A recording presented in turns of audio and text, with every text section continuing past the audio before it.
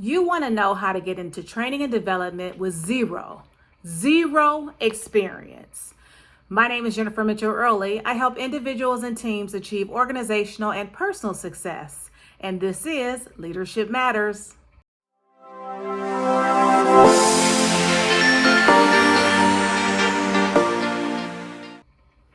Today, I want to talk to you about how to get into training and development. I've said multiple times that everybody's way or avenue into training and development looks different. There is no cookie cutter recipe, no surefire way for you to break into training and development. I know I have a lot of educators who watch the channel who are looking to transition into training and development from the classroom, and I've spoken to those situations, but I also get people who reach out to me who say, hey, Jennifer, okay, I get that, but I'm a recent college grad. I've worked in these industries. I've done sales or marketing, and I really don't have any training and development experience. I've talked to folks about, starting where you are and taking honest assessment of an inventory of your skills. But if you don't have anything that you believe is transferable to learning and development or to training and development, that's okay. Okay. I want you to be honest with yourself so that you in turn can be honest with the potential employer, because there's nothing worse than selling yourself and making someone believe or an organization believe that you have a skill set that you do not have. It will come out. There are many of us. I've been doing this for over 20 years, and sometimes I myself have been like, okay, hold on, let me think about this. Make sure I can do what I say I can do. And that comes, through trial and error. That comes from, varied experiences. That comes from doing something for a long time that I know how to get the result that the client is seeking. I know how to deliver on what I say I can deliver on. So if you don't have that skill set, I want to first say kudos for being honest, for doing an honest assessment and inventory of your skill set. Now that you've done that and zero, you don't have it, and you're looking at job descriptions, you're looking at what employers say they want, I want you first to understand that is an employer's ideal situation, right? And a lot of times organizations will take job descriptions and they will duplicate what they've already seen online and throw that out there, say, hey, we need a training specialist or a performance improvement specialist or an instructional designer or an e-learner to develop e-learning or whatever the case may be. So I want you to think about that first. I don't want you just to say I'm out of the running based on what you read in the description.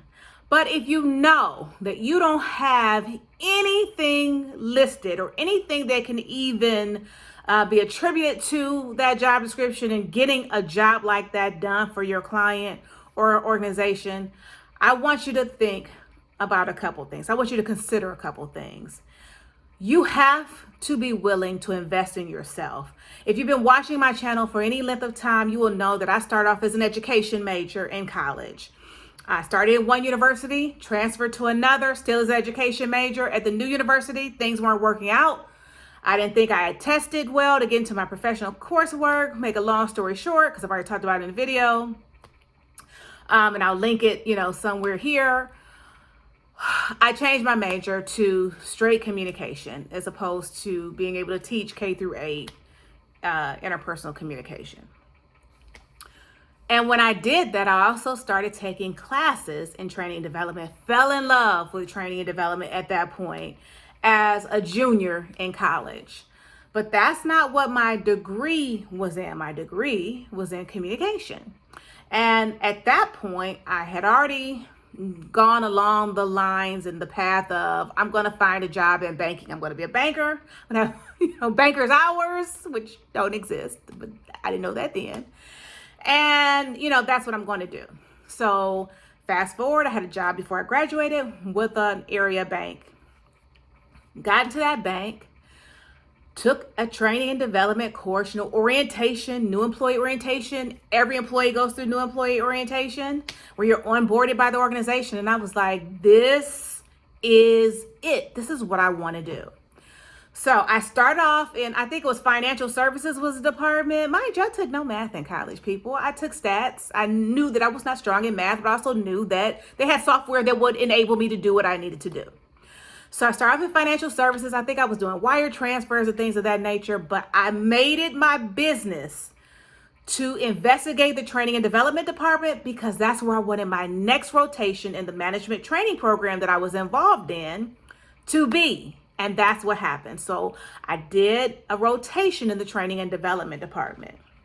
Now, even though I love training and development at my college and I loved it at the bank, I did not post out there. I knew there was no future for me in that particular training and development department.